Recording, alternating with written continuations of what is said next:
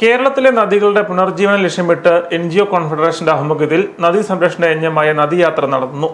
ഏറ്റുമാനൂർ അർച്ചന women's സെന്ററിന്റെ നേതൃത്വത്തിൽ നദീയാത്രയുടെ മുന്നോടിയായുള്ള പ്രചണ്ഡ പരിപാടി മണിമലയാർ കുളത്തൂർമൂഴി തീരത്ത് തൂക്കുപാലത്തിന് സമീപം സംഘടിപ്പിച്ചു.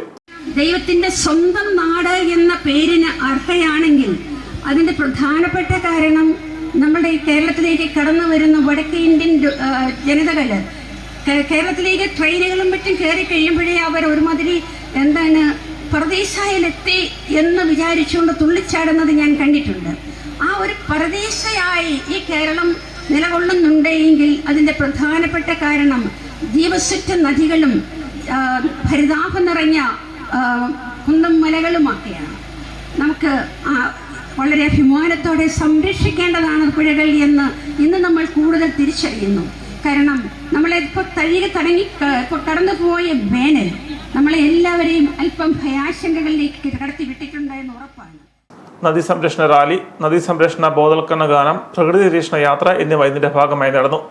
നാഷണൽ NGO കോൺഫെഡറേഷൻ ജില്ലാ പ്രസിഡന്റ് TM മാത്യു ഉദ്ഘാടനം ചെയ്തു. Archana women's centre director Thresiamma Mathew അധ്യക്ഷത വഹിച്ചു.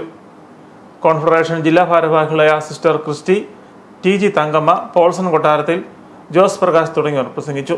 കേരളത്തിലെ 44 നദികളിലൂടെയും സഞ്ചരിച്ചുകൊണ്ട് നടത്തുന്ന യാത്ര നാഷണൽ NGO കോൺഫെഡറേഷൻ ദേശീയ ചെയർമാൻ KN ആനന്ദകുമാറാണ് നയിക്കുന്നത്.